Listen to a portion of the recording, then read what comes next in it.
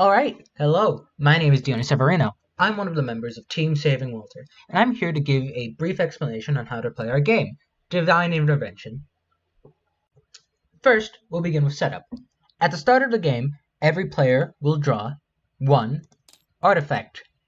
These artifacts are used for summoning various gods throughout the game.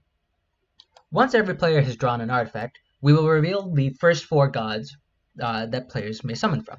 In this instance,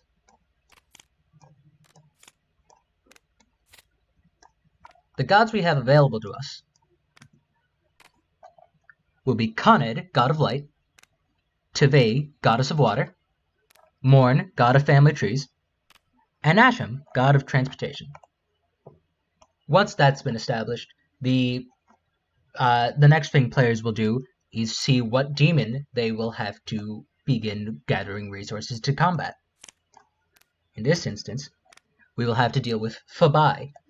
Fabai will take 3 turns to summon, and will have an amount of health equal to 4 times the amount of players.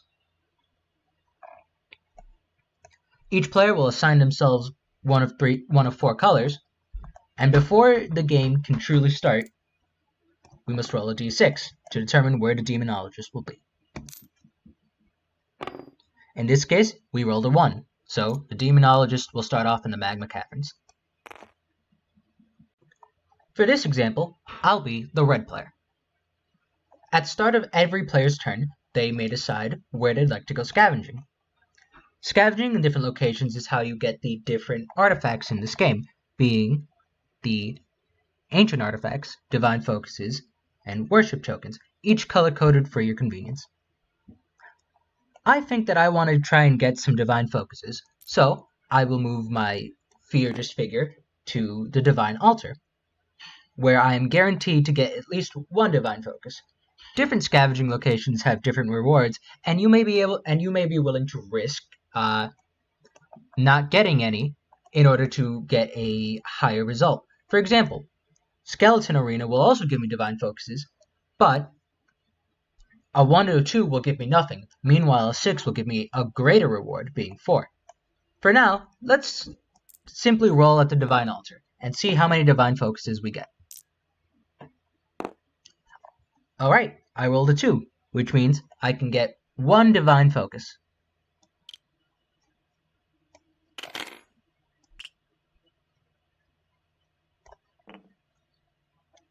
Once I'm done with that, I may decide on my turn if I have the artifacts necessary to do so to perform a ritual for a god.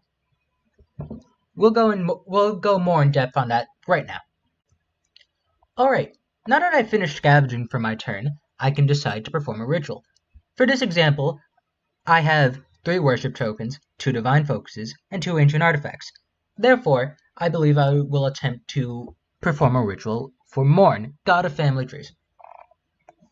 How boon rolls work is that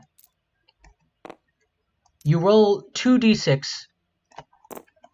and based off the result you get, the god card will list how many boons you draw and how many boons you keep from that draw. So here you can see that if I get a roll that is greater than or equal to 10, I draw 5 boons and keep 3. If I get something in between 5 and 9, I draw 1 boon and only keep the 1 boon. And if I roll less than or equal to 4, I draw 5 boons and keep 3. So for the best result, I want to try and aim for anywhere less than 4 or less, or 10 or higher. Let's roll and see what we get. We got a 4. Therefore, I get to draw 5 boons and keep 3. So let's draw our 5 boons, shall we?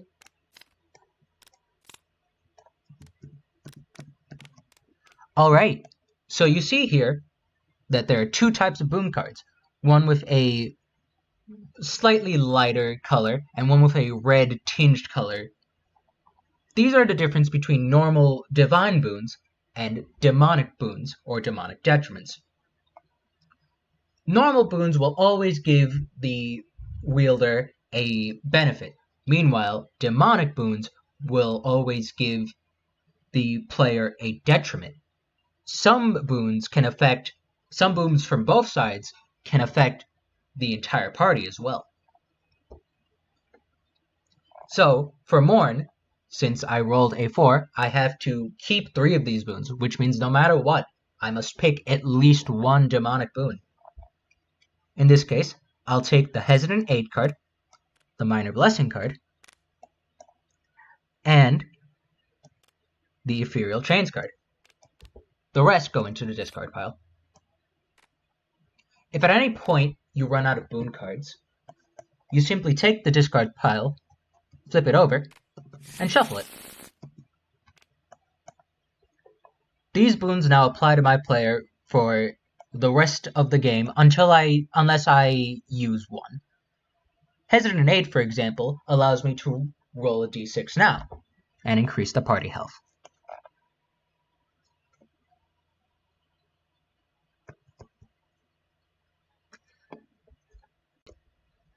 Once a God card is used, it doesn't simply go away. Instead, it goes to the player who summoned it, and it has a passive effect.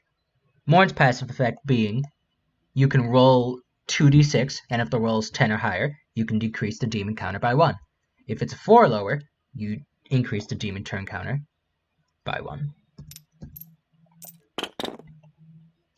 Alright, so nothing happens with this Morn card, and he's simply in my hand until the demon is defeated. Once a demon is defeated, all God cards in a player's hand are shuffled back into the God card deck. A new God card is then drawn and revealed. This one is the red one. Once every player has completed their turn, it becomes the demon's turn. At the start of the demon's turn, the demon summoning counter is increased by 1, represented by these blocks here. Once the demon summoning turns have become equal to the amount of turns listed on the summoning turns on the demon card, the demon is summoned, and the players must engage in combat. Combat engages in a simple way. Each player rolls a d6, adding whatever modifiers from their godly boons to the roll. The players then combine all of their dice rolls and compare it to the demon's defense. In this case, these players have rolled a 6, a 5, a 6, and a 4. However, since I'm red, and I currently have the demonic boon called Ethereal Chains, this 4 becomes a 2. In total, we have 6, 11, 17, 19. We compare this to the demon's defense value of 4. 17 minus 4 is equal to 13. So the demon takes 13 points of damage.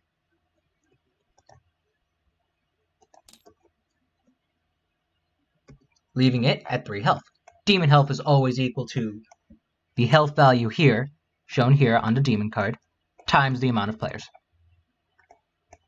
The demon then attacks, and the party takes damage equal to 1.